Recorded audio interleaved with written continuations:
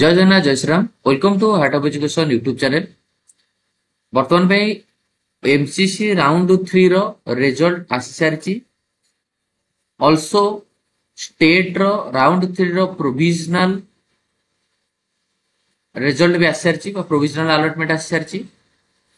तापर गोटे इनफॉरमेशन आसी विड आउट करने एमसीसी थ्रू रे जॉइन करथिबा पिला माने ओजेई को ताकर स्टेटस जणाइबा गोटे ईमेल माध्यम रे ये गोटे इनफॉरमेशन बर्तमान पे। फोर्थ पॉइंट हूँ कॉलेज एडमिशन रो डेट बहुत जल्दी पाखे आसूची। पिला माने कॉलेज रे एडमिशन करने पे कौन कौन केमिति रेडी हवा दरकार। फिफ्थ पॉइंट आमर ओजेई को को माने जिबे नाही ए जो राउंड 3 परे। Six point anti ragging certificate बा एंटी रैगिंग गुडा केमिति कौन करिया पड़िबो ए विषय रे हमें कथा हवा। तो आई होप डिटेल्स आउ गोटे पॉइंट भी हमें कथा हवा स्ट्रे वैकेंसी राउंड रिलेटेड। वीडियोटा टिके लेंथी रहिबो बट 100% बहुत सारे जिंस आपन को जानिया को मिलिबो। तो आमे फर्स्ट ऑफ ऑल मु आपन कहबी एई सब जिंस को कवर अप करिया। तो नंबर 1 पॉइंट डिस्कशन करिया पूर्वरु जो मानकर आपनकर जहा डाउट रहिबो गोटे पेड कॉल रहिबो।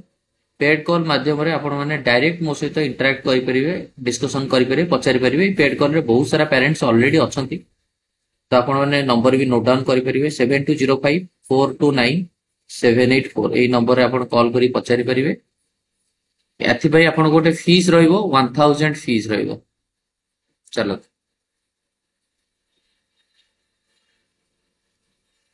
तो डिस्कशन करिवा। प्रथम पॉइंट एमसीसी राउंड 3 रे एमसीसी राउंड 3 रो अलॉटमेंट आसी सारिला परे पिला माने दीटा कैटेगरी रो पिला थिबे। जो पिला माने एमसीसी राउंड 3 कॉलेज को जॉइन करथिबे आउ किछि पिला थिबे एमसीसी राउंड 3 कॉलेज को एग्जिस्ट करथिबे बा से सीट को छाडी देथिबे। क्लियर। जो पिला माने जॉइन करि सारछन्ती आपण एमसीसी राउंड 3 कॉलेज को जॉइन करि सारछन्ती तो आपण आउ ये सीट को छाड़ी की आसी की ओजेई रे जॉइन करि परिबे नाही। एइटी पिला मिस्टेक करछन्ती कोन किछटा पिला बीडीएस आछे ताकू भी जॉइन कर जाइछन्ती जहा पर हम स्टेट रे जतरा तांगर हाईटेक आछी कि एमबीबीएस आछी आउ से जॉइन करि पार ना। एटा होची आपनकर मिस्टेक। आपण जदी आपनकर एमसीसी राउंड 3 रे बीडीएस आछतिला एमसीसी रो जॉइनिंग डेट 1 तारिख पर्यंत थिला। एपडे हम स्टेट रो रिजल्ट तो आपण जानि छथि 28 तारिख रे 29 तारिख रे आसीबो। तो कौन पाई आपण सेठी जॉइन कले आपण मिस्टेक जेहेतु जॉइन कर सारे आउ आपण आस परिबे नाही ए केस रे करि होबन। द्वितीय कथा जदि आपण जॉइन करछन एग्जिस्ट करि परिबे। जो पिला माने राउंड 3 रो एमसीसी राउंड 3 रो अलॉटमेंट आसेला परे से सीट रे जॉइन करि नाहांती ताकर प्रॉब्लम कोन होबो ताकर सिक्योरिटी मनीटा पळेबो। सिक्योरिटी मनीटा रिफंड माने फॉरफिटेड हे जिवो। बाकी से माने ओजेई रो बा हमर ओडिसा रो जो आज आसीबो फाइनल अलॉटमेंट आज होची तारीख 30 तारीख। आज जो फाइनल अलॉटमेंट आसीबो तो आज फाइनल अलॉटमेंट रे आपण माने जॉइन करि परिबे। बुझि पाले आज फाइनल अलॉटमेंट जो आसीबो आपण माने ए थ्रू रे ओजेई थ्रू रे जॉइन करि परिबे। एमसीसी रो से राउंड 3 सीट को छाडी देबे तो आपण सिक्योरिटी मनीटा केवल फॉरफिटेड हे जिवो आ किछि भी असुविधा नाही आउ कोथरे हमपर हबो नाही। क्लियर बुझियला ये पॉइंट क्लियर। जदि भी आपण एमसीसी रो राउंड 1 रे ऑलरेडी जॉइन हेकि अछंती राउंड 2 रु जॉइन हेकि अछंती राउंड 3 रे भी जॉइन कर सारलणी आउ आपण ओजेई रे पार्टिसिपेट करि परिबे नाही ना ओजेई राउंड 3 रे ना ओजेई रो स्ट्रे वैकेंसी राउंड रे कोनोसी रे ओजेई राउंड रे आपण माने पार्टिसिपेट करि परिबे नाही। ए पॉइंट को मन रखतो। This is the most important point you have to remember. Clear कारण ऑलरेडी आपण एमसीसी रे जॉइन हेकि अछंती तो एमसीसी सीट रो आनी परिबे नाही। चलो ये पॉइंट डिस्कशन कला एमसीसी राउंड 3 सहित स्टेट राउंड 3 को साइमल्टेनियसली आपण जदी नंबर थिला ताले आपण देखि तांते दीटा को रिजल्ट को वेट करथांते।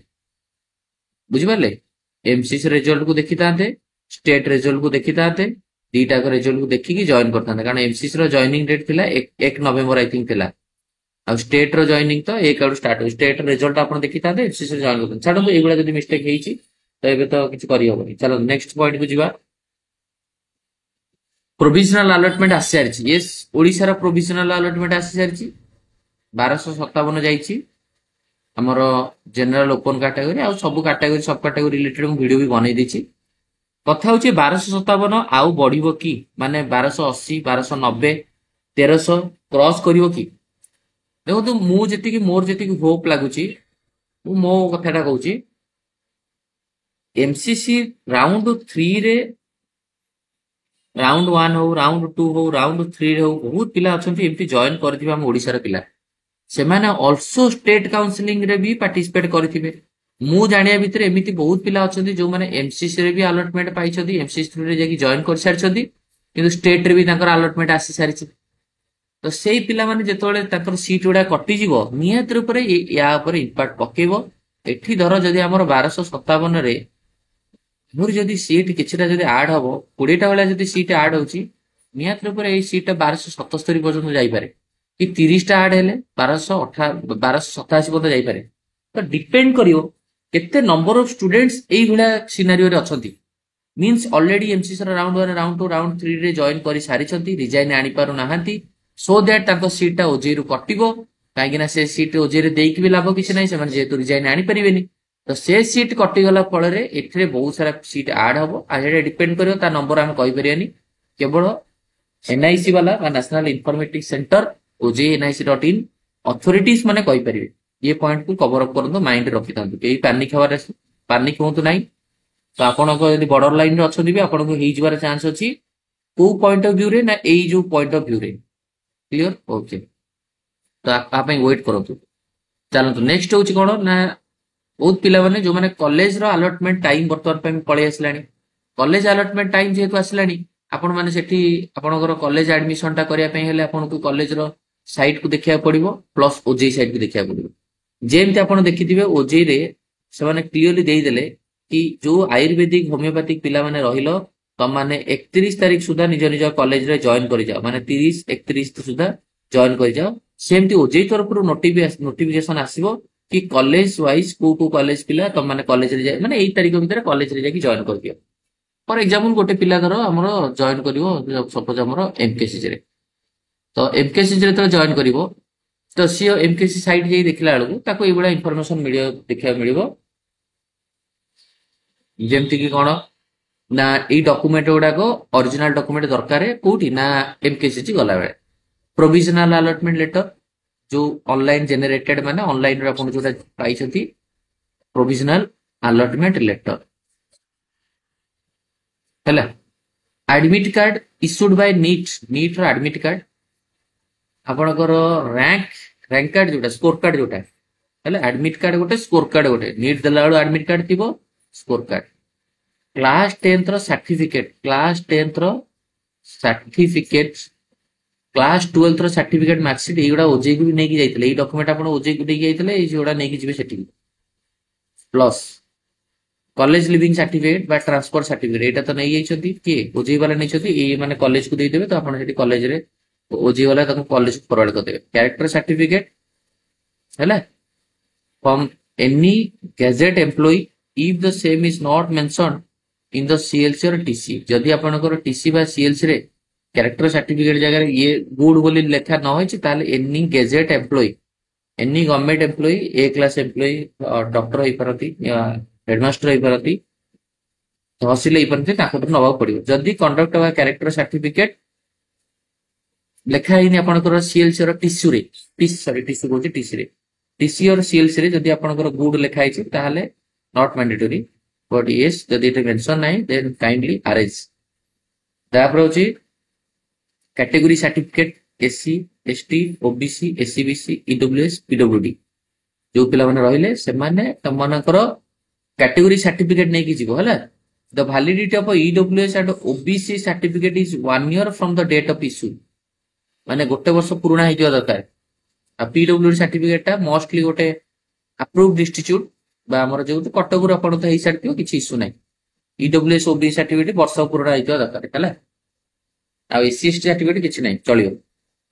ପାସପୋର୍ଟ ସାଇଜ ଫଟୋଗ୍ରାଫ, ଆଧାର କାର୍ଡ, ଡ୍ରାଇଭିଂ ଲାଇସେନ୍ସ ଥିବ ଯଦି ନେଇପାରିବେ। ଆଉ ବଣ୍ଡ ଗୋଟେ ନେଇକିରି ଯିବେ ହେଲା। Surety and the witness at the time of provisional admission candidate to prepare non-judicial paper।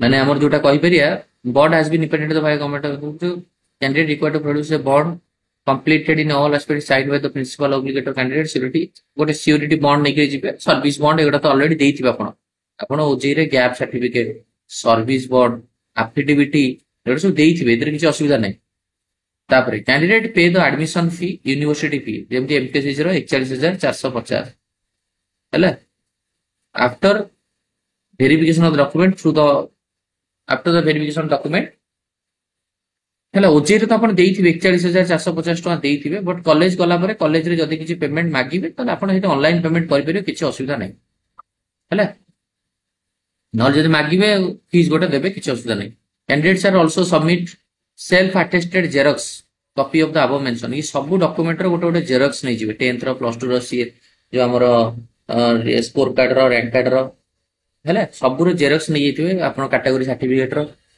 Self attested ମାନେ ଗୋଟେ ସିଗ୍ନେଚର ଜେରକ୍ସ ତଳେ ସିଗ୍ନେଚର କିଛି ଅସୁବିଧା ନାହିଁ ଖାଲି ଆପଣ ଜେରକ୍ସ କରିକି ନେଇଯାଆନ୍ତୁ ଦିଟା କପି ଜେରକ୍ସ ନେଇଯାଆନ୍ତୁ ଆଉ ଆପଣ ସେଇ ଜେରକ୍ସ ଟାକୁ ସେଇଠି ତାଙ୍କରି ଆଗରେ ସାଇନ୍ କରିପାରିବେ କିଛି ଅସୁବିଧା ନାହିଁ they are very cooperative already you are the future doctor ଏମିତି କି ନାହିଁ କି ଆପଣଙ୍କୁ ଏଇ କଥା ପାଇଁ କାଟିଦେବେ ଡୋଣ୍ଟ ଓରି କିଛି ବି ଟେନସନ ହବା ଦରକାର ନାହିଁ କିଛି ବି ନାହିଁ ଭାଇ ତମେ ତାଙ୍କ କଲେଜରେ ପଢିବାକୁ ଯାଉଛ ତମେ ଫ୍ୟୁଚର ଡକ୍ଟର ତମକୁ କିଏ କାଟିବ ଏତେ କଷ୍ଟ କରିକି ନିଟ୍ କ୍ୱାଲିଫାଇ କରିଛ ଏତେ କଷ୍ଟ କରିକି ତମ ବାପା ମା ପଢେଇଛନ୍ତି ଏତେ କଷ୍ଟ କରିକି ତମେ ଓଜେଇ ଆଇଛ ଏତେ ପରିଶ୍ରମ କରି କାଉନସିଲିଂ ଫଲୋ କରିକି ଏତେ ବାଟ ଆସିଛ ତମକୁ କଣ କାଟିଦେବେ ଜେରକ୍ସ ଆଣ ବୋଲି କିଛି ନାହିଁ ତମ ବରଂ କହିବେ ନିଅ ପୁଅ ଜେରକ୍ସ କରିକି ଆଣ 50 ଟଙ୍କା ଦଉଛି ତମକୁ ଟେନସନ ହବା ଦରକାର ନାହିଁ ୟା ପାଇଁ କିଛି ଟେନସନ ନାହିଁ କୌଣସି ଡକୁମେଣ୍ଟ ନାହିଁ ସାଙ୍ଗେ ସାଙ୍ଗେ ସେଠି ଲେଖିବ ସାର୍ ମତେ ଟିକେ କାଇଣ୍ଡଲି ଟାଇମ ଦିଅନ୍ତୁ ମୁଁ ଆଣିକି ଦେଇଦେବି କିଛି ଅସୁବିଧା ନାହିଁ ପୋଲାଇଟଲି କହିବ କିଛି ପ୍ରୋବ୍ଲେମ ନାହିଁ ପୋଲାଇଟଲି କହିଲେ ସମସ୍ତେ ଶୁଣିବେ ହେଲା ଜମା ଆମେ କାହା ସହିତ ଆର୍ଗୁମେଣ୍ଟ କରିବାନି କିଛି ନାହିଁ ନର୍ମାଲ ତ ସବୁ ଟାଇପ ର ଲୋକ ନଥାନ୍ତି ବଟ୍ କୋପରେଟିଭ ସମସ୍ତେ ଆରାମସେ କହିଦେବ ସାର୍ ମୋର ଟିକେ ଏଇ ଡକୁମେଣ୍ଟ ଯଦି ମିସ୍ ଅଛି ମୁଁ ଆପଣଙ୍କୁ ଆଣିକି ଦେଇଦେବି ସାର୍ ମତେ ଟିକେ ଟାଇମ ଦିଅନ୍ତୁ ଗଲା ସରିଲା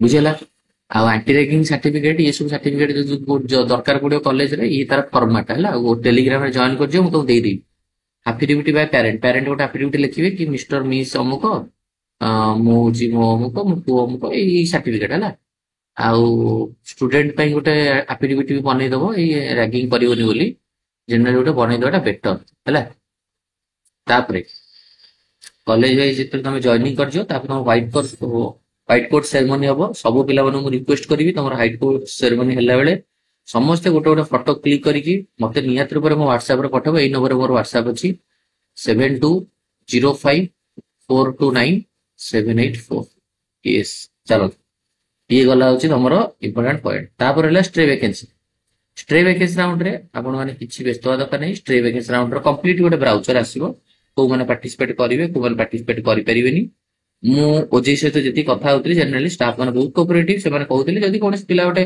ବାଉଳରେ ବିଡିଏସ୍ ଆସିଯାଇଛି ଛାଡ ଏ ପଏଣ୍ଟ ମୁଁ ପରେ କହିବି କିଛି ଅସୁବିଧା ନାହିଁ ଆପଣ ଆଗ ଓଜେଇ ତରଫରୁ ବ୍ରାଉଚରଟା ଆସୁ ଷ୍ଟ୍ରେ ଭେକେନ୍ସି ରାଉଣ୍ଡ ପାଇଁ ତାପରେ ଆମେ ସେ ରିଗାର୍ଡିଂ କଥା ହବା ଭଲସେ ଷ୍ଟ୍ରେ ଭେକେନ୍ସି ରାଉଣ୍ଡର କଣ ରୁଲ୍ସ ଆଣ୍ଡ ରେଗୁଲେସନ ରହିବ କେମିତି ତାଦେହରେ ଆମେ ପାର୍ଟିସିପେଟ କରିବା ସେଠି ପାର୍ଟିସିପେଟ କରିବା ସହିତ ଏମସିସିକୁ କେମିତି ପାର୍ଟିସିପେଟ କରିପାରିବା ଛତିଶଗଡ଼କୁ ଆପଣ ଟାର୍ଗେଟ କରୁଥିବେ କି ୱେଷ୍ଟ ବେଙ୍ଗଲକୁ ଟାର୍ଗେଟ କରୁଥିବ କି ୟୁପି କି ଟାର୍ଗେଟ କରୁଥିବ କି ବିହାର ଟାର୍ଗେଟ କରୁଥିବ ତ ସବୁ କାଉନସିଲିଂ ଗୋଟେ ଆପଣ ମାଇଣ୍ଡଫୁଲି ନେଇକି ଯିବା ଦରକାର ଆଉ ଆ ଭିତରେ ବହୁତ ସାରା କଲ୍ ଆପଣଙ୍କୁ ଆସୁଥିବ ଯୋଉମାନେ ଆମେ 2 ଲକ୍ଷ ଦେଇ କରିଦବୁ 5 ଲକ୍ଷ ଦେଇ କରିଦବୁ ଆପଣ ଏତିକି ଟଙ୍କା ଲାଗିବ କରିଦବୁ ଜମା ସେଥିରେ ଦୂରେଇ ରୁହନ୍ତୁ ଏମିତି କାହାର କାପାସିଟି ଏତିକି ନଥିବ ଯିଏକି ଦ୍ୟାଟ ଇଜ ନ୍ୟାସନାଲ ଇନଫର୍ମେଟିଭ ସେଣ୍ଟର ଯୋଉ ଏମସିସି ହଉ ଏମାନେ ସବୁ କାଉନସିଲିଂ ଅଥରିଟି ଏନଆଇସି ଯୋଉ ଲେଖା ହଉଛି ନ୍ୟାସନାଲ ଇନଫର୍ମେଟିଭ ସେଣ୍ଟର ଏମାନଙ୍କର କାମ ଭାଇ ଏମିତି କିଏ ନାହିଁ 2 ଲକ୍ଷ ଟଙ୍କାରେ ଗୋଟେ ମେଡିକାଲ ସିଟ୍ ଦେଇଦବ ତାହେଲେ ପିଲା ତ ଯାଇକି 70 ଲକ୍ଷ ଟଙ୍କା କାହିଁ ପ୍ରାଇଭେଟରେ କରିବେ 90 ଲକ୍ଷ ଟଙ୍କା ପ୍ରାଇଭେଟ କରିବେ ଏଠି 3 ଲକ୍ଷ ଟଙ୍କା ଦେଇଦେଲେ ଗଭର୍ଣ୍ଣମେଣ୍ଟ ହେଇଯିବ ସେ ସବୁ ଜିନିଷ ଉପରେ କାଇଣ୍ଡଲି ବିଲିଭ କରନ୍ତୁନି ଡୋଣ୍ଟ ବିଲିଭ ପ୍ଲିଜ ଆଣ୍ଡ ସବୁ